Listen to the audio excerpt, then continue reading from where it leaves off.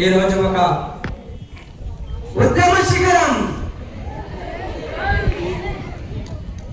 ఈ తల్లి అమ్మ 150 సంవత్సరాల క్రితం నువ్వు చదువుకోవద్దని చెప్పారు, కానీ చదువు ఒక ఉద్యమం అని ఆలోచన తీసుకొని మా తల్లి చదువుకొని ఇంతమందికి ఆలోచననిచ్చిందే.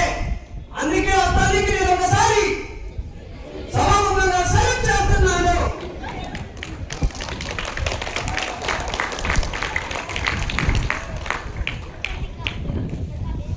అమ్మ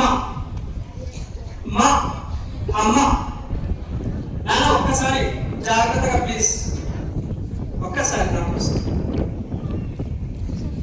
ఎందుకంటే అమ్మ గురించి మనం ఎంతో తెలుసుకోవాలి. ఇలాంటప్పుడే ప్రతి స్టూడెంట్స్ కూడా అమ్మ గురించి మాట్లాడాలి.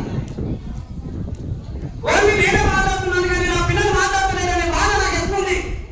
నా పిల్లలు ఎక్కడ మాట్లాడతారు?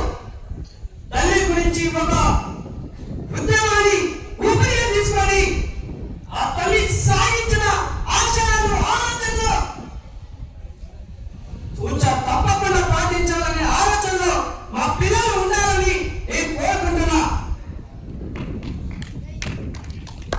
అదేవిధంగా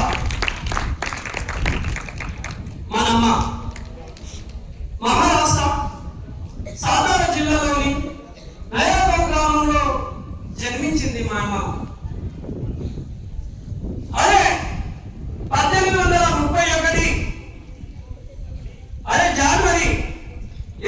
జనవరి 3న జన్మించింది. అమ్మ వాళ్ళు పూలు పండ్లు అమ్ముకునేవాళ్ళు. పూలు పండ్లు అమ్ముకునేవాళ్ళు వల్ల ఇంత పెద్ద గొప్ప సంస్కృతి అందుకనింది అంటే దానికి చదివే ఒక ఆయుధం. ఆ చదువును ఆదర్శంగా తీసుకొని ఈరోజు మా తల్లి కదిలింది వీర వనితల. అందుకే నేను ఒకసారి మనమ్మ పడిన కష్టాలు, చేసిన పెట్టిన బాధలు ఇంత అంత కాదు, చాలా చదువుకోలేకుండా ఆ రోజుల్లో చేసిన వాళ్ళకి బుద్ధి చెప్తూ 9 సంవత్సరాల్లోనే మహాత్మా జ్యోతిరావు పూలేని పెళ్లి చేసుకున్నది. మరి ఆ రోజు 9 సంవత్సరాలే మహాత్మా జ్యోతిరావు పూలేని పెళ్లి చేసుకున్నారంటే మరి ఆ రోజున సార్ 18 సంవత్సరాలు ఎక్కడ పోయినాయి అంటే ఆ రోజుల్లో బాల్య వివాహాలు ఎక్కువగా అవుతుండేవి. బాల్య వివాహాలు ఎక్కువగా కావడం వల్ల మా తల్లి మహాత్మా జ్యోతిరావు పూలే దగ్గర చదువుకొని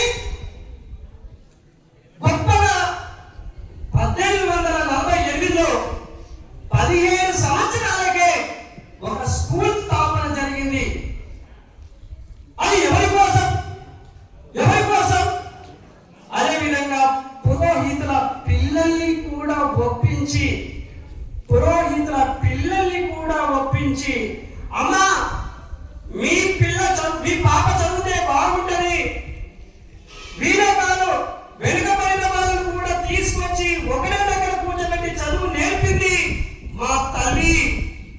మన తల్లిని తలుసుకుంటే నాకు నిజంగా చెప్తున్నా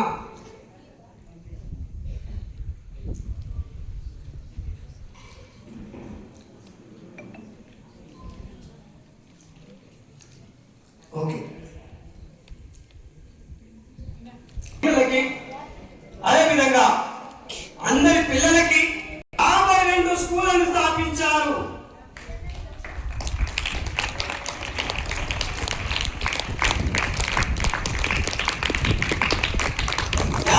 స్కూల్ స్టార్ట్ అయిన తర్వాత మరి అమ్మ స్కూల్కు వెళుతూ ఉంటే ఆ రోజు నువ్వెలా చదువు చెప్తావు? స్త్రీ ఓన్లీ మందిలో ఉండాల్సిందే, నిబంధనలో ఉండాల్సిందే. స్త్రీ ఎక్కడ ఉండదు, చదువుకోవాలి. కనిపించారే, వాళ్ళ చంపని చల్లమనిపించారా? ఈ చల్లమని ఉద్యమాన్ని తీసుకొచ్చి ఒక భారీ విస్ఫోటనాన్ని కొనసాగించింది. అయితే అమ్మ గురించి నేను మాట్లాడుతుంటే ఇంకా నాకు చాలా కూడా వస్తుంది, కానీ ఆ బాధ కూడా చాలా ఉంది. ఆ బాధలో భాగంగా అమ్మ ఎంతమంది ఆ రోజు పూజలో ప్లేగు వ్యాధి వచ్చి చచ్చిపోతున్నారు చాలా మంది. మనకు కరోనా భూతం అప్పుడు ఎగబట్టిందో, అప్పుడు కూడా అమ్మకు ప్లేగు వ్యాధితో పూజలో చాలా మంది చచ్చిపోయారు. అమ్మ ఒక్కటే త్యాగం చేసింది. ఈ రోజు కరోనా వచ్చిందంటే అమ్మ కరోనా వచ్చిందని చెప్పేసి ఎవరు కనిపించడానికి దొరికిపోయారు. అని ఆ తల్లి ప్లేగు వ్యాధి వచ్చిన ప్రతి ఒక్కరిని గుండె కత్తుకొని ప్రతి ఒక్కరికి సేవ చేసింది.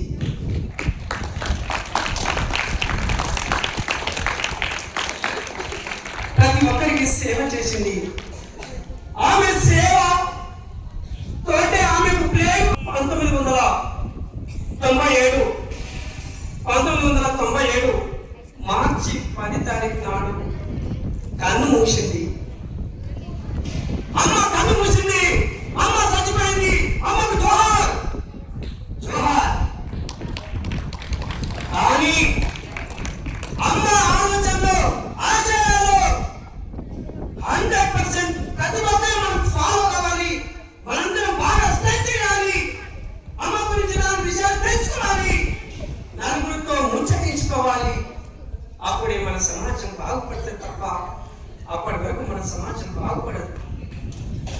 ఈ సమాజాన్ని బాగుపరచాలన్న ఆలోచనతో మన తల్లి కంకణం కట్టుకొని వీర వనితల ఒక సంఘ సంస్కృతగా, ఒక చదువు రాలిగా, విద్యా మేధావిగా అమ్మకు చచ్చిపోయినా కూడా ఆమె ఆలోచనలు మనందరం పాటిద్దాం. ఆమె ఆలోచనలో, ఆమె ఆశయాలు, ఆమె నాయకులు మనం ఉండాలని నేను సభాముఖంగా తెలియజేస్తున్నాను. ఓకేనా?